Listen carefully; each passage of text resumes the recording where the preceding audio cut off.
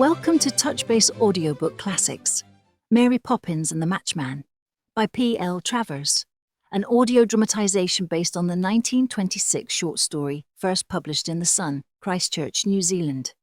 Narrated by Lucy. Created and produced by Simone Puleo. In this original tale, Mary Poppins is just 17 years old, a young nurse who steps into a chalk drawing with a boy who loves her. Our story begins on a London street corner, where a girl in white gloves and a parrot-handled umbrella is about to keep an appointment she will never tell anyone about. Chapter 1. Her Day Out. It was her day out. Mary Poppins's. Now, if you have never had a day out, you may not understand what a tremendous and important thing it is. It is not simply an afternoon off. It is not a holiday or a half day or a little stroll before supper. A day out is a promise, the kind the world makes to you when you've been very good or very patient, or possibly both. Mary Poppins had been both good and patient, because looking after the bank's children was the sort of job that required it. Enormous, cathedral-sized, reserves of patience, and goodness too, though she would never have admitted to either. She put on her white gloves, the ones she saved for best, pulling them on finger by finger, very slowly, the way a queen puts on gloves, or a surgeon, or someone who understands that hands are important and deserve a proper introduction to the world. Then she tucked her umbrella under her arm, not because it was raining. Oh no, it was tucked there because the umbrella had such a beautiful handle. The head of a parrot carved and painted with such care that it looked, from a certain angle, as if it might open its beak and speak. It never did, but one always felt it might. She paused in the hallway to check her hat in the mirror by the door. She gave it a small adjustment, just so, and allowed herself a quiet, satisfied nod. Not vain, you understand. Mary Poppins was never vain. She simply held the private opinion that she was very nearly perfect and saw no reason to pretend otherwise, even to a mirror. Mary Poppins, where are you going? Are you going somewhere nice? Can we come? Certainly not. It is my day out, and it is mine alone. Children who lean out of windows in that fashion are liable to fall on their heads. Oh, but won't you tell us where? Just a hint? A tiny one? I shall do nothing of the sort. Close that window before you catch your death. And Michael, take your thumb out of your mouth. You are not a baby. I wasn't. You were. I have eyes, Michael Banks, and they are very good ones. With that, she turned on her heel and walked down the front path without another word. Upstairs in the nursery, the twins, John and Barbara, were making the soft, busy sounds that babies make when they are telling each other important secrets. Mary Poppins, you must understand, never told anybody anything. Questions simply fell away from her, the way rain falls from a well-made umbrella, which is to say completely, and without leaving any impression at all. As Jane watched her disappear down the front path, she pressed her face to the nursery window. Beyond it, the rooftops of London stretched into the evening sky. Do you think she's going somewhere magical? She's always going somewhere magical. She just won't say so. She set off walking very quickly, as if she were afraid the afternoon might run away from her if she didn't keep up with it. She passed the postbox on the corner and the old elm tree and the ironmonger's with its window full of pots and pans. She turned to the right, and then to the left, and then 2 more times to the left. And there she was, right in the middle of her day out. She stopped on the corner and stood there, being very happy. Not smiling, that would have been excessive. Just standing and being happy, the way a cat is happy in a square of sunlight, requiring nothing and offering nothing, and perfectly, magnificently content. She was Mary Poppins, the underneath nurse of the bank's children. She had to be an underneath nurse because being only 17 she wasn't old enough to be anything else. And although there was no top nurse at all, Mr. and Mrs. Banks liked to pretend there was by calling Mary Poppins an underneath one. Underneath, indeed, as if there were anyone above me. She said it to the parrot umbrella, which said nothing back, but looked as though it wanted to. She smoothed down her best frock and tucked the umbrella more firmly under her arm so that the parrot handle could nestle against her shoulder and be seen by everybody. She took a deep breath. The air smelled of cold pavement and chimney smoke and something underneath both of those things, something green and expectant, like a story about to begin. And then she walked forward, towards the place where the pavement met the street, towards the familiar scratch of coloured chalks. But who, exactly, was she going to meet? And why was her heart beating just a little bit faster than usual?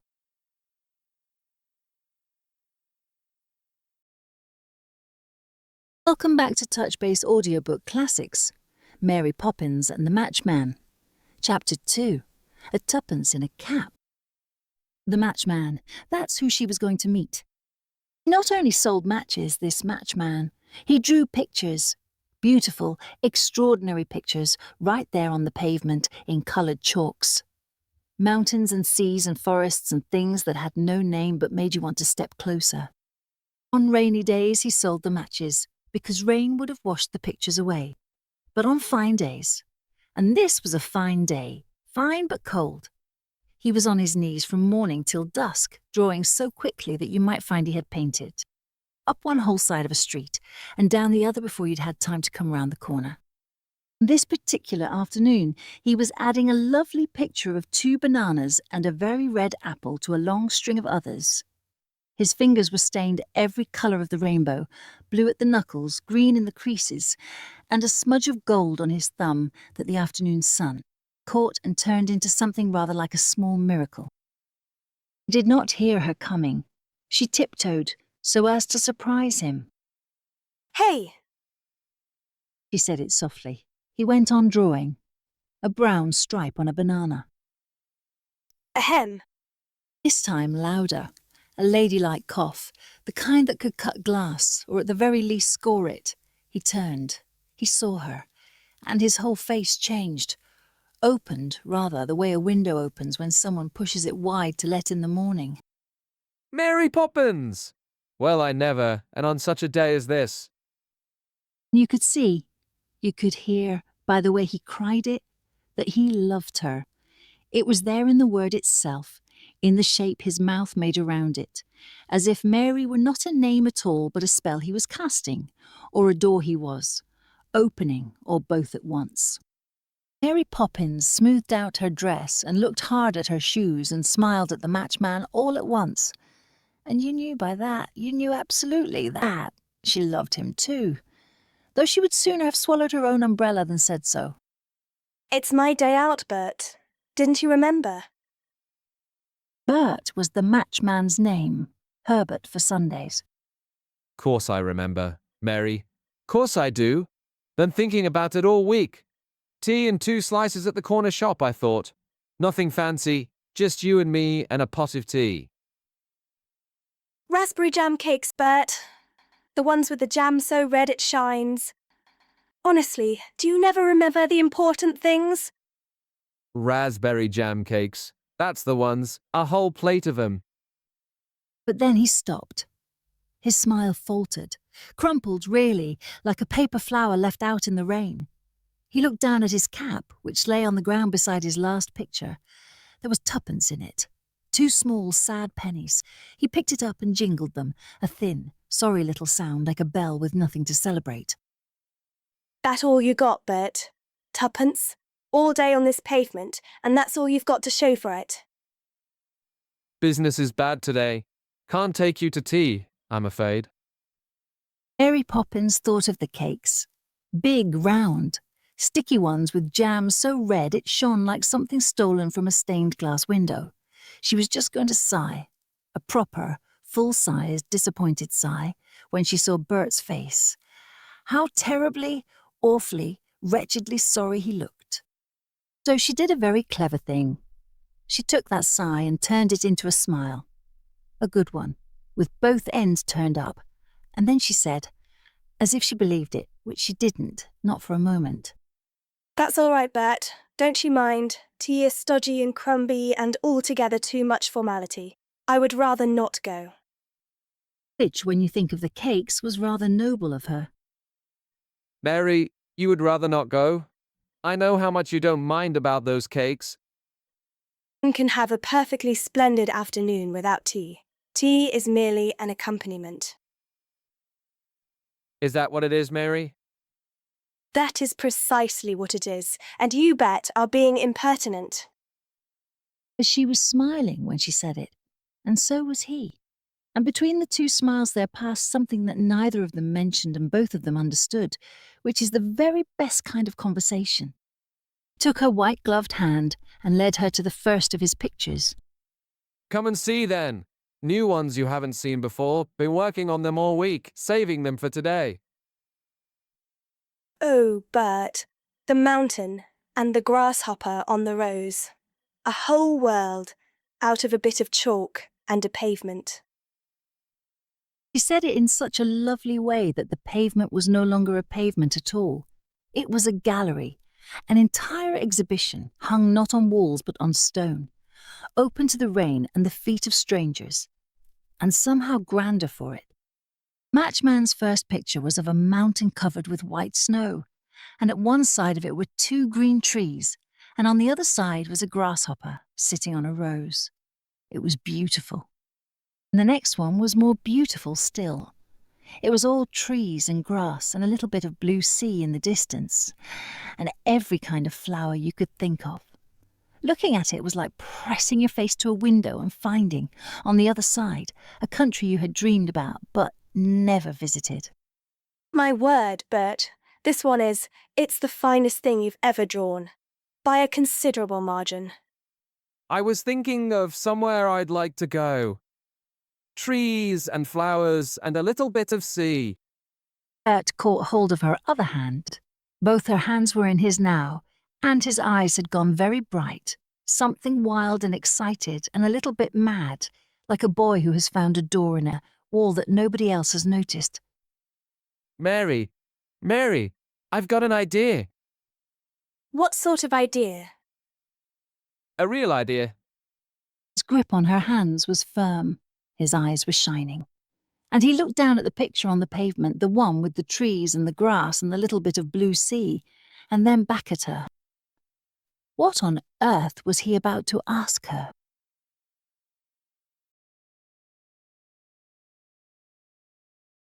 Welcome back to Touchbase Audiobook Classics, Mary Poppins and the Matchman, Chapter 3, Into the Picture. Mary, I have an idea. Follow me. This way. Before she could say a word, he seized her hand and drew her, the enchanted girl, right out of the street and into the very middle of the picture. There they were, right inside it. It was all green there, and quiet, the kind of quiet that has weight to it, that presses gently against your ears like hands cupped over them. And the grass was soft under their feet, softer than any grass that grows on pavements, which of course is none at all. Mary Poppins noticed that the matchman had changed. He looked cleaner, quite remarkably so, and he was wearing a straw hat with a blue band, and a bright striped coat, and white flannel trousers, so white they practically glowed. My Bert, you look fine. A straw hat and white flannels. I should hardly have known you. And she looked at Bert, and she felt herself growing lighter, as if something that had been tightly held all day had quietly let go. But Bert had turned to look at her, and his cheeks had gone quite rosy. Well, Mary, look at you. You're lovelier than anything I could ever draw. Don't be absurd, Bert. I am nothing of the... But she looked down, and she stopped. She was wearing a silken cloak that shimmered when she moved, shimmered the way water shimmers when you trail a finger through it. A long curly feather tumbled from her hat, tickling her neck. And on her feet were little shoes with diamond buckles that threw tiny rainbows onto the grass, as if she were scattering small enchantments with every step. Diamond buckles. Well, I never. She was still wearing the white gloves, and the umbrella was still under her arm, parrot handle and all. Some things, it seemed, not even magic could improve upon, or perhaps magic knew better than to try. They walked on together through the trees. Mary Poppins found she was holding Bert's hand, though she couldn't remember reaching for it. It had simply happened, the way dawn happens, without anyone deciding. She considered letting go. It wasn't proper, but the hand was warm, and the trees were dappled with extraordinary light, and the afternoon smelled of grass and something sweeter underneath. And some rules, she decided, were made to be bent on days that don't exist on any calendar. Soon they came upon a little open space, and there on a green table was afternoon tea. Oh, Bert, look, raspberry jam cakes, a whole mountain of them, and mussels, and a silver urn. And then, from behind the trees, out stepped a tall man in a black coat with a table napkin over his arm. Sit down, madam, sit down. Your table is ready, and the tea is quite hot. We have been expecting you. Mary Poppins sat down on a little green chair, and the matchman sat on another. I am the waiter, you know. Won't you sit down with us? There seems to be more than enough for 3. Waiters never sit down, madam. It is quite against the rules. But I thank you for asking. Most people never do. He smiled at her, a warm, gentle smile, the kind that has been practiced on a great many guests and has only grown gentler with use. Your mussels, mister, and your pin. He dusted the pin on his table napkin and handed it to the matchman with a little flourish. Muscles and a proper pin. I must say, I've never been served so handsomely in all my life. The waiter watched them carefully as they began to eat. We're having tea after all, Bert, and rather better tea than the corner shop, wouldn't you say? She said it in a loud whisper as she began on the heap of cakes. And oh, how she ate, savouring every mouthful, the jam tart and sweet and sticky and almost enchanting, each bite a small private ceremony of delight. This is the finest tea I have ever had, and I didn't spend a penny of my tuppence. The cakes are not entirely disagreeable. Not entirely disagreeable. Indeed, Mary. You've had 7. 5. I have had 5. A lady does not eat 7 cakes at a sitting, Bert, and I'll thank you not to count. The waiter filled their cups by turning a little silver tap on the urn. They drank their tea, 2 cups each, and finished every last cake. Then they got up and brushed the crumbs off. There is nothing to pay. It is a pleasure. You will find the merry-go-round just over there. He waved his hand to a little gap in the trees, where Mary Poppins and the matchman could see several wooden horses whirling round and round on a stand. That's funny. I could have sworn those horses weren't there a moment ago. But perhaps they were there all along and we simply weren't looking. One can't expect to notice everything at once, Bert. And she led the way to the merry-go-round, which is the sort of thing Mary Poppins always did, led the way, even when she didn't know where it went, especially then. Something was calling them, and it wasn't going to wait. The merry-go-round, not just any merry-go-round. This was magnificent, vast and gleaming, the sort of thing you might find at the edge of a dream if you walked far enough in. Painted horses going up and down, their manes carved in flowing waves, their bridles studded with gems that caught the light and scattered it like handfuls of coloured rain. Nobody was riding them. Nobody was running the machine. The merry-go-round simply turned, all by itself, playing its wheezing, wonderful tune to the empty air, as if it had been waiting for exactly these two. People and would have gone on waiting, quite patiently, forever. And the horses stood still. They mounted, she on a black one and he on a white. She tucked the parrot umbrella securely under her arm and straightened her feathered hat. Right then, Mary. Shall we? Quite ready, thank you. Do get on. And the merry-go-round began to turn. Slowly at first, the painted horses rose and fell in their gentle rhythm, and the trees drifted past like green clouds, like the memory of trees, almost, rather than the trees themselves. Mary Poppins felt the wind on her face, Warm, scented with grass and jam and something that might have been the sea, though how the sea got into a chalk. Drawing is a question best not asked. Then faster. The trees blurred. The clearing vanished. The countryside opened up around them. Fields and hedgerows and church steeples spinning past in great bright sweeps of colour, as if someone were turning. The pages of a picture book too quickly to read. They were no longer in the clearing. They were flying, or something very like it.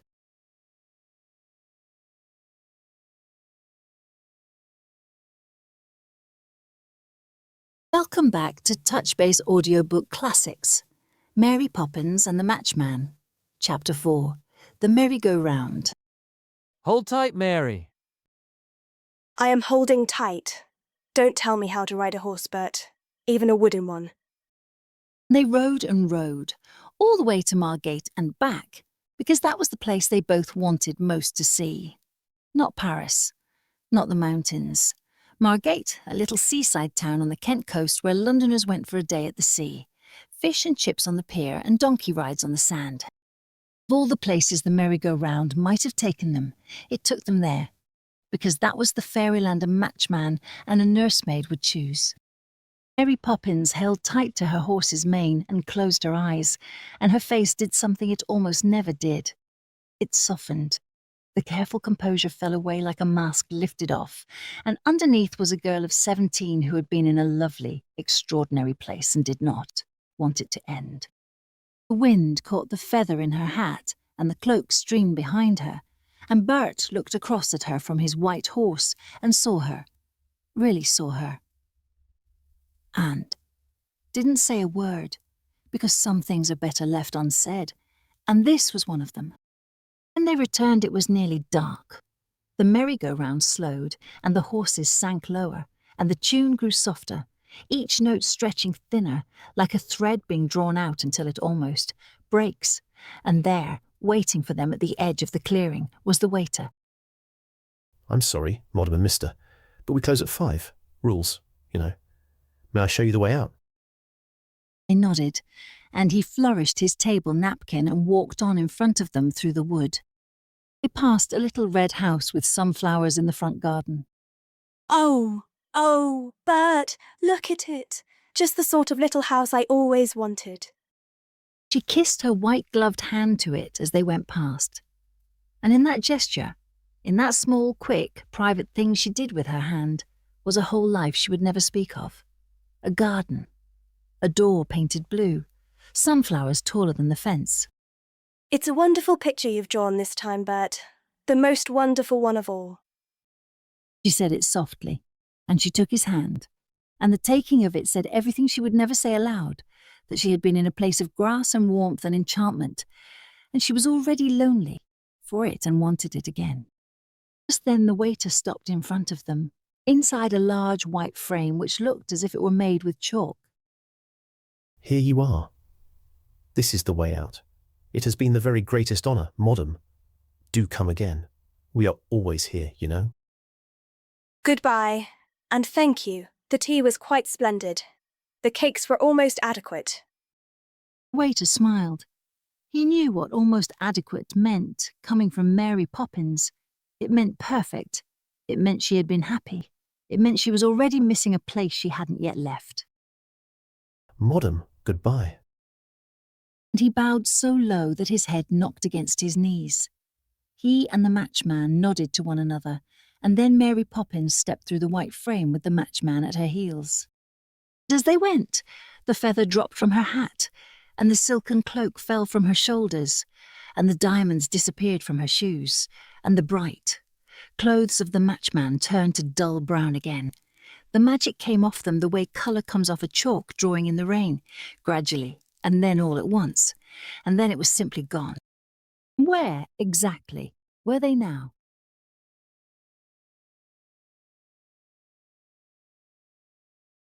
Welcome back to Touchbase Audiobook Classics, Mary Poppins and the Matchman, Chapter 5, Both Ends Turned Up.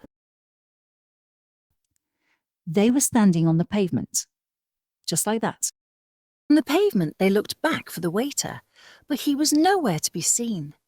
There was nobody in the picture, Even the merry-go-round had disappeared. Only the trees and the grass and the little patch of sea remained. But Mary Poppins and the matchman smiled at one another, because they knew what lay behind the trees. Same time next month, then? If you can manage better than Tuppence. And if I can't? What then, Mary? Then I suppose we shall have to find another picture to step into. She said it briskly, as if stepping into chalk drawings were a perfectly ordinary thing to do on one's day out, and not worth making a fuss about. That was Mary Poppins for you. She could dismiss a miracle with a flick of her glove. Was it a good day out? She straightened her hat. She pulled at the fingers of her gloves, one by one. She lifted her chin in the way that meant she had made a decision, and the decision was final, and the world had best arrange itself accordingly. A very nice outing, Bert. Very nice indeed. He tipped his cap. She gave him a nod. A small one, but with both ends turned up, if a nod can have ends, which this one somehow did. And she turned on her heel and walked briskly home. Past the ironmonger's, now shuttered for the evening. Past the old elm tree, dark against the fading sky. Past the postbox on the corner. The lamplighter was making his rounds, and each lamp he touched bloomed yellow in the dusk, as if the street itself was slowly remembering how to see. When she got home, Jane and Michael ran to her, and John and Barbara shouted to her in their own small language. You're back! Oh, Mary Poppins, where have you been? You've been gone for simply hours and hours. Your cheeks are all pink, Mary Poppins. Where have you been? Was there cake? In fairyland, if you must know. Now take your elbows off the banister, both of you. She said it softly, so softly that the children almost missed it. Did you see Cinderella? No, I did not see Cinderella. I expect she was busy. Did you see the Robinson Crusoe man? No, I did not see Robinson Crusoe. I expect he was on his island. Then it couldn't have been fairyland, not our fairyland. I expect everybody's got a fairyland of their own. And she went upstairs and shut the door. The children looked at one another. Fairyland indeed. Did you see her gloves, Michael? There was chalk on them. Coloured chalk. All over her fingers. And jam on her apron. Raspberry jam. And the colour of her cheeks. Like she'd been riding a bicycle. Very fast. They giggled. In the cot, the twins tussled and babbled. Michael, I have a pact to propose. If you agree, we shall find this fairyland of hers.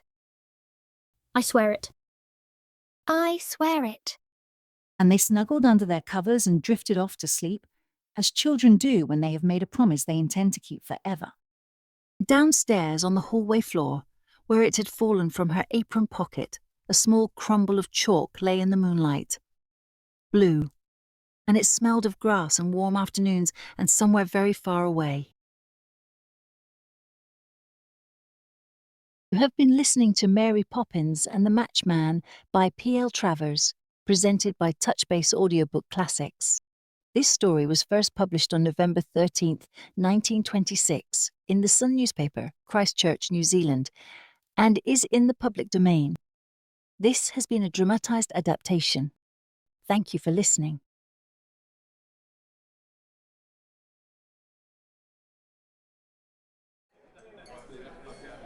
Welcome to Touchbase Book Chat. I'm Jack, here at the Chatterbox Cafe with our resident book historian Esther. And today, Mary Poppins. Mary Poppins? But not the Mary Poppins we're thinking of. No. This is the original, 1926, nearly 40 years before Hollywood. Wait, 1926? Here's a little fact I love. Pamela Travers had been touring with a Shakespeare troupe in New Zealand. She played Titania in A Midsummer Night's Dream. The Fairy Queen. Exactly. Then she moved to London. She had this deep interest in Celtic myths. The Celtic Twilight. Yes, she became close friends with George Russell, the Irish poet and mystic, and through him she met Yeats and others. Fascinating. So she was basically a remote freelancer. way ahead of her time. Yes, a freelancer, maybe in a cafe just like this one, pen and paper in hand. To support herself, she was filing stories by steamship post back to a tiny New Zealand newspaper. And this story, this was her first Mary Poppins. Before the novels, before everything, So this is where it all started. the very beginning. And she's different in this one, sharper. There's an edge to her. An edge. She has this absolute sense of self, nearly perfect, poised. The outside has to be just so. And yet, And yet she steps into this magic fairyland with Bert. That's the duality. That's what makes the story. the tension between poise and magic. And even inside the magic, she never loses her composure. She's still Mary Poppins. I love that. And there's Bert. The matchman. And here's a detail.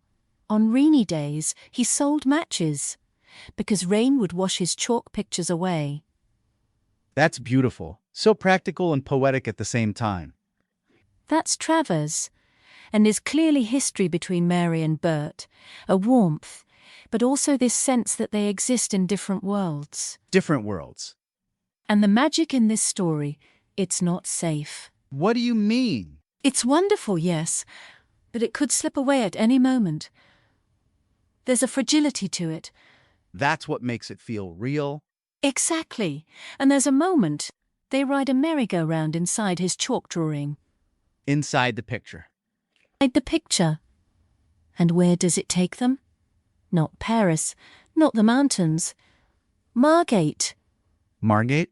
Like the Coney Island of its day? That's right. Although this is Britain, vinegar and chips, not hot dogs. A little seaside town, fish and chips on the pier, donkey rides on the sand. That's the fairyland matchman and a nursemaid would choose. That's so honest. It's perfect. And then there's the raspberry jam cakes. The jam cakes. Here's a fun connection.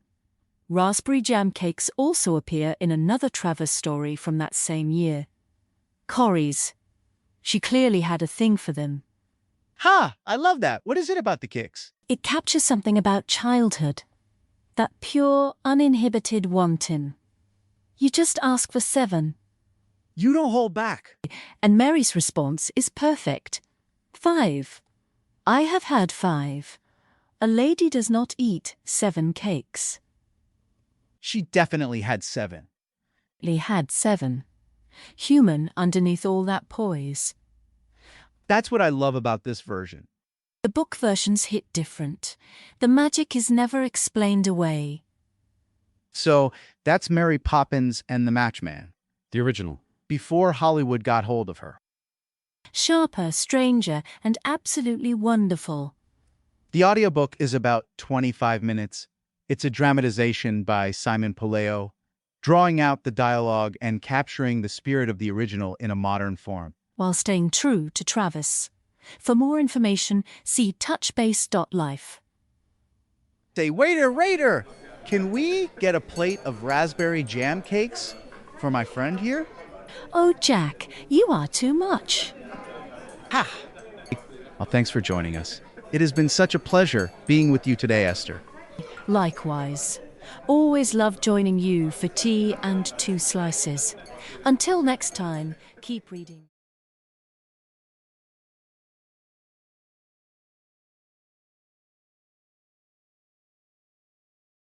Thank you for listening to Mary Poppins and the Matchman by P.L. Travers. For more classic audiobooks, visit audiobooks.touchbase.life. Created and produced by Simone Puleo.